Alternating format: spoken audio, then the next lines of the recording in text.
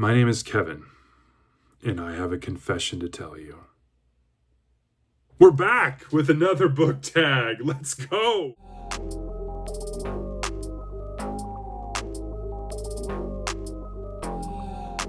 Welcome back to Kevin Toll Reads, where today I'm here with another book tag.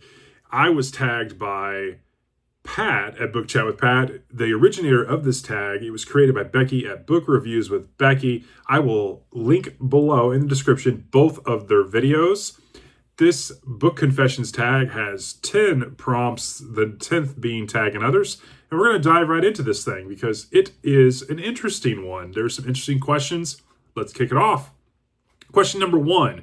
What is an unpopular book opinion or preference do you have? Well, that men predominantly read nonfiction. I think there's this misnomer that men don't read enough, and that men who do read predominantly read nonfiction, which I don't think is the case. I also think there's a misnomer when it comes to mental health in men as well, and it kind of dovetails from reading and maybe both ways.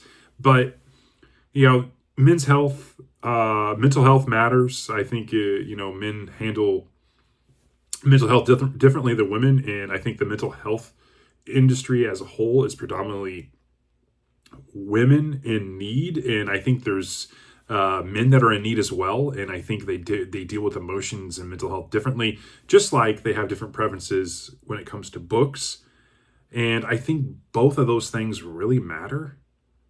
And this got really deep all of a sudden. But anyways, question number 2. Has your reading taste changed over the years, and how? And it has. Over the course of the last year, it's predominantly changed because I've delved into Westerns and nonfiction, 2 genres that I didn't, tend to read, and now that I am, and I'm really enjoying them. Question number 3, what genre do you read to get out of a book slump? I think those are short stories, Westerns, and hard case crime. I think anytime I get into kind of a slump or get a little burned out, I think I can turn to one of those type of genres, and it always kind of brings me back. Number 4, what are some of your automatic buy authors? And that is Lee Child, Stephen King, Joe Abercrombie, Jim Butcher.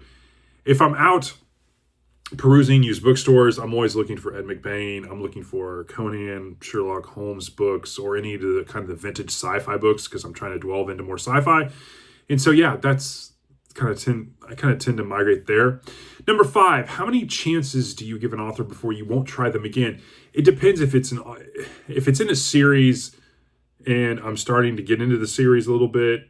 I know there's going to be books that are not going to be as good as some of the earlier entries or later entries, and so I kind of give them a pass in that way. If we're talking standalones or I'm new to an author, then it's usually probably a couple, and then if I'm just not jiving with them, then I kind of just stay away from the author. So probably 2 or 3. Number 6, do you have anything you like to do or listen to while you read? Believe it or not, I do, not all the time, but I do listen to music. And you may be shocked, but I tend to listen to classical music when I'm reading, stuff without words. And so I gravitate towards Mozart, Bach, Beethoven, Vivaldi, Gershwin. I also really like Hans Zimmer and some of his soundtrack scores, like for The Dark Knight, Interstellar, Inception, Pirates of the Caribbean. Really good stuff, especially if it doesn't have words. I definitely can listen to it in the background while I'm reading. That's relaxing. Number 7, how far do you read before DNF'ing? Well, I used to never DNF a book, and now I've started that practice as I've matured as a reader, and I don't know if there's a set amount, like I have to get to this before I can say I'm officially DNFing a book, but most of the time it's probably a third to 2 to half or more. It just depends on the story, if I'm starting to get to it, or if it was a struggle and then it started to get a little good and then it's back to boring. It kind of all just depends.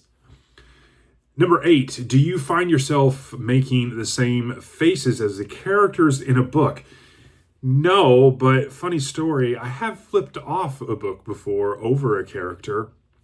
It was Snape from Harry Potter. I will say though that towards the end of that series, I air hugged it out with him and shed a couple thug tears. But yeah, I have flipped off the book because of a character. But I don't think I've ever made faces, like try to recreate the faces of a character in a story. Number 9, rereading. Yes, no, depends. I think it depends. Yes, if it's good, obviously I'm going to reread.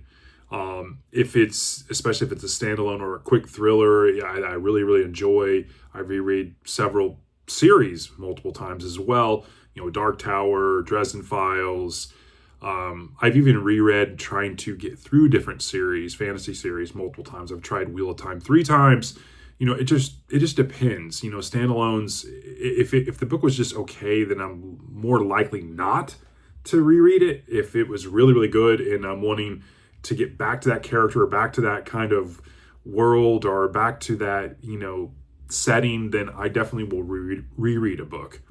And then finally, number 10 is tag other booktubers. So I'm going to tag the following people.